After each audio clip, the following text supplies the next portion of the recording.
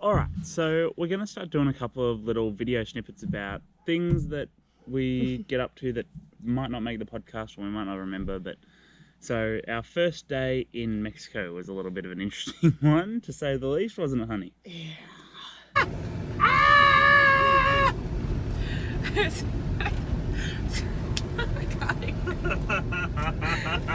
So we got to Mexicali pretty early in the morning, 8 or 9 o'clock in the morning, which is the border town that we crashed at, and we expected to have to go through a line and present our passports, get stamped in, all that sort of stuff. Well, that's why we got to the border early. We're like, oh, it might take an hour, or you got to get out, get your passport stamped, and they'll check your vehicle and whatever. So we allowed that time and got there early. And we got to the Mexico border and we sort of went over a speed hump where they have a camera, and I took a picture of the car and took a picture of the number plate, and then we drove up to the next section, and there was a couple of, they look like your standard Border patrol, checky people. And I wound down my window to say hola and to drive on through, and she just waved and moved me through, and I'm like, oh, there must be next step, another checkpoint. Okay. And then there was a dude in a military uniform standing next to a Hummer, and I sort of slowed down and looked at him like, do we need to stop here? And he waved us through, and we were just in Mexico. Yeah, that was it. We just started driving, and there was more gates, and we're like, no, surely not. There's going to be an official government building after this. Surely not, surely not. And we just kept driving. Harley pulls a left, and we're in Mexican traffic. That was it. So we've just crossed the border into Mexico, and we're just in Mexico. They didn't check our passports or stamp us in or go through customs or check our car, or they didn't even stop us. There was people, and they just waved us through. And now Harley, I don't think, was mentally prepared for a Mexican driving situation. He's freaking out a bit. It's not good. Not good. It's harder to get into their fucking supermarkets than it is to get into their fucking country. We just did a U-E to get to the supermarket, and he still missed it. But yeah. Yay, we're in Mexico! Ay, caramba. So we're slightly worried now. We do know we don't need visas as Australian citizens, but we know that we need a permit of some sort. We have to pay $25 or something before we can get out. So next time we're in Wi-Fi, we're definitely gonna do some research on that. Check what we need to do, because I know bringing the car in as well, we have to pay a bit extra. So I'm sure we'll be fine. It was just a bit unnerving. Yeah. And then of course, from sort of being a little bit confused about that, and then driving through straight into a big city on Mexican roads that aren't the greatest, and all the signs are in Spanish, which we have been trying to learn, but we're not that good at it yet. So, and then so we tried to get into a supermarket, and I did 3 blockies trying to get into this place, and I thought that it was just gave up.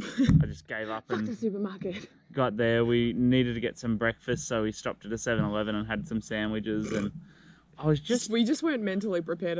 We knew we were coming into Mexico, but we thought we'd have that hour buffer where we'd stop, we'd talk to the government officials, we would get our shit sorted, and we were just sort of thrown into it. And it was just, I will use the word perplexing, because I was just confused for about the next hour and a half about how it could be that easy to get into a country, and how we didn't have to go through any checks or even get our passport stamped or anything. It was crazy. I've always heard it's easy to get into Mexico, getting out's the hard bit, but that just, any Americans watching this probably just laughing who have been to Cancun or Rocky Point and are like, yeah, it's easy, but it was weird for us. So then after that, we drove to San Felipe, which is a nice little town. We sort of wandered around there.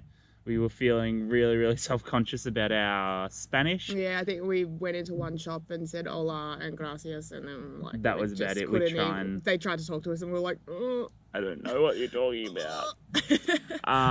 So after that, we decided, we had a little bit of an adventure around in San Felipe, and we decided to drive out to our campsite. Now, a lot of the beaches in Mexico have free camping, but the catch is that all of the roads to the beaches are privately owned, so you still have to pay the person who owns the road up to the beach. But you can never find that person, so No. you don't want to trespass, so we just find the next road or the next road. Correct. So we went down a couple of different roads looking for a way to get close to the beach so we could set up camp.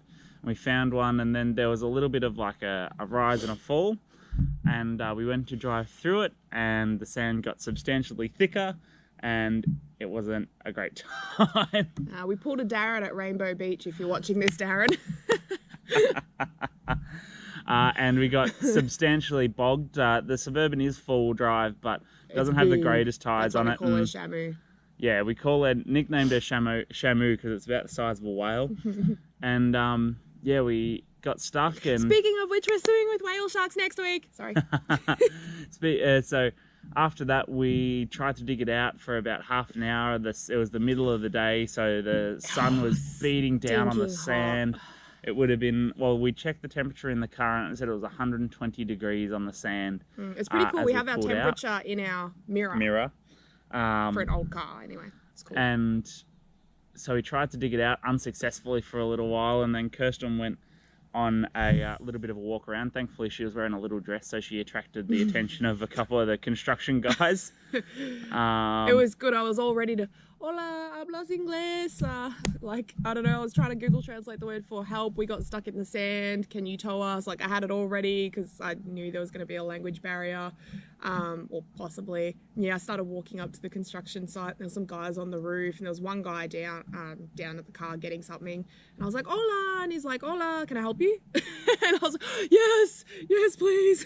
I was not prepared to break out my Spanish when we were like a bit stressed. And so they brought over some shovels, which was really handy because I'd been trying to dig out the car with my arms for a little while. I tried to. It was hot and sand. It was very hot sand, and then they hooked up some ropes and towed us out. And by that time, I was severely dehydrated because I was a bit stressed and didn't think to have water while we were going. And we wanted to, they were so nice. They just got in and did it. Like, they didn't even care. It wasn't even like 2 seconds out of their day for them. They were just like, yeah, just start digging. I wish we had like some cervezas or something to offer them, but we hadn't been shopping properly yet, really. And yeah, so one guy like had a Coke Zero from the esky, and a couple other guys had a bottle of water each.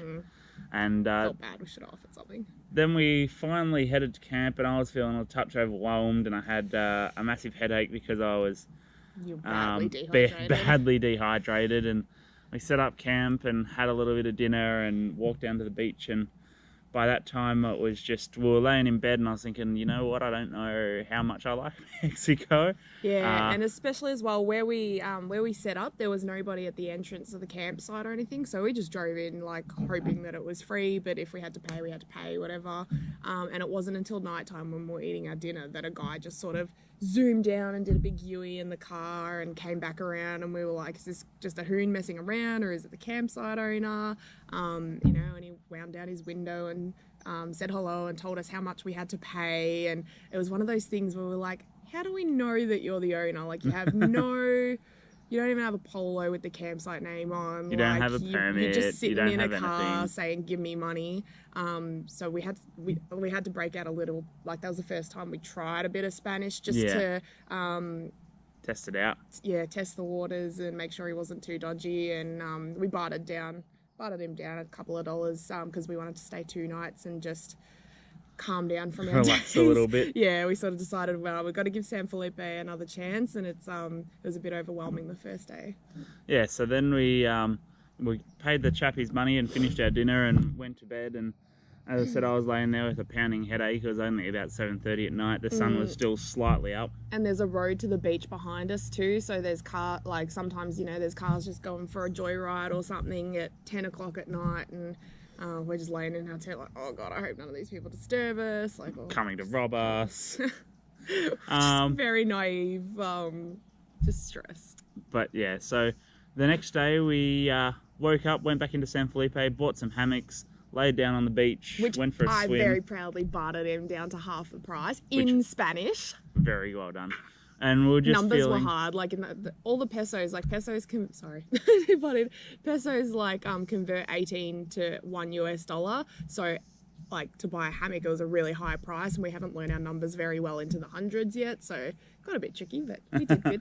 Yep, she did very good. So we got back to camp, we set up our hammocks, and we were talking over, once we got to dinner, we were talking over dinner about how much better we felt today after just taking a day to sit back and relax a little bit. And just probably our tip for if you're headed to Mexico and you're going to cross by land in your own car and it's the first time you've done it, just be prepared that it's going to be a pretty hectic first day. But do your research, because you're not going to get out without a permit or a visa. Correct, of some sort. Yeah. So yeah, make sure you do your research before you get in, and also make sure that you probably have a day set aside the day after you get in, just to kick back and relax a little bit and not do too much, so you can recover from the stresses of the day before. And enjoy it was all everything compounded. I don't think it was that bad. It was just that you were dehydrated and digging out of the sand. But yeah, yesterday we just enjoyed the beautiful sunshine. We had a really good meal. For like $8. $8. It was like a full-on spread feast. Half a chicken and rice and beans and tortillas, Coke. What else did we do? That was about it. Had another supermarket shop. But yeah, we did well. We felt a lot more confident. We're able to even like sort of think up a few sentences in Spanish that we hadn't actually learnt. We just did it on the fly. So yeah, here's hoping the next 3 weeks are just as good as yesterday. Yeah. And then we got this beautiful sunrise this morning. We're about to hit the road for a really big drive day. There's a bit of nothingness desert between us and the next place. But yeah, so big drive day today, and then another day of relaxation tomorrow. But you're loving Mexico now, aren't you? Yeah. We've got a couple of other clips here at our camping paradise, so hope you enjoy. So just about to walk from our campsite, pretty long trek, all the way to the beach. Let's see how long it takes us. Pretty Bit tough. of a trek. This over here is just like an abandoned, was supposed to maybe be like a barbecue area, I think. I feel like it was supposed to be a bar. Oh, maybe a bar, yeah. That would have been cool. What a shame. I want a margarita. It's very hot.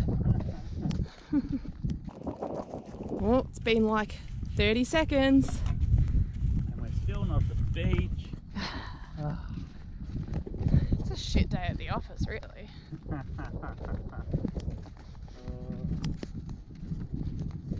Yeah, I'd much rather be home at work. Suckers!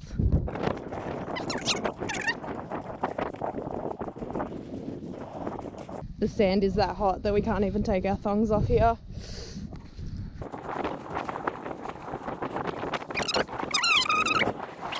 Oh, took us like almost a minute and a half, honey. Too long? Alright. Guess it's just time to get in.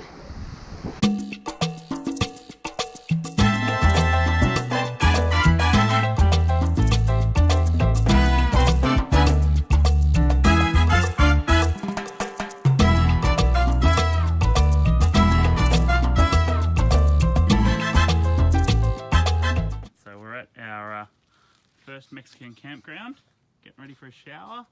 This is the shower block, looking pretty tidy. Walk in along the crate floors. Kirsten's ready for a shower. Ooh, fancy shower heads. Nice. Ready for this?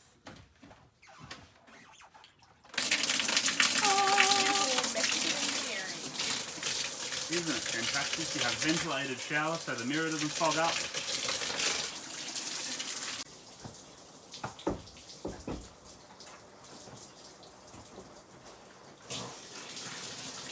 La la la.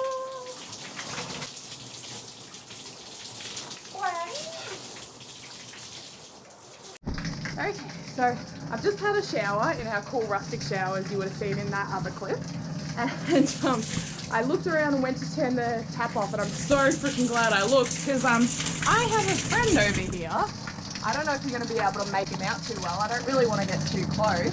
I might have to try and zoom in on the footage, but there's a big ass scorpion right next to the faucet. As Kirsten was finishing her shower, I was on the loo, and I just hear, "Hey!" like she was being fucking murdered. So what do? I finish up the business as quickly as possible and sprint over here, and she goes, "Oh, there's a bug!" A bug. It's a fucking scorpion that could kill you. I'm not one to scream at spiders. I'll just do its thing and all that, but come on, a massive scorpion. I think scorpion. Yeah, definitely. Oh my god, I'm just gonna let this water run for a while until he decides to get out of the way. Yeah, that's Mexico.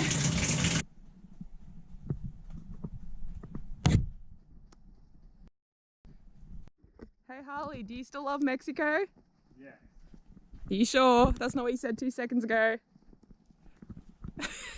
Fuck you. There's another shower block, but that one's full of bees, so Harley's just gonna be stinky today now.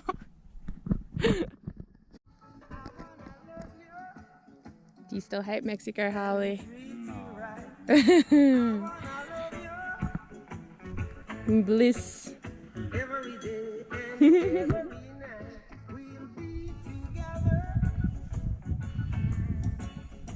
How's that fly on your face doing? Fucking hell. Fucking flies. So yeah, that was a little bit about our first day or first couple of days in Mexico. We're just about to hit the road now. So in Mexico, there's like 2 main roads down the Baja coast, the 5 and the 1. Hey Kirsten, how much fun is it driving on the 5? This is currently one of the main highways in Mexico. Oh, slow down. I don't know how long they've been working on this for, but it's pretty fucked.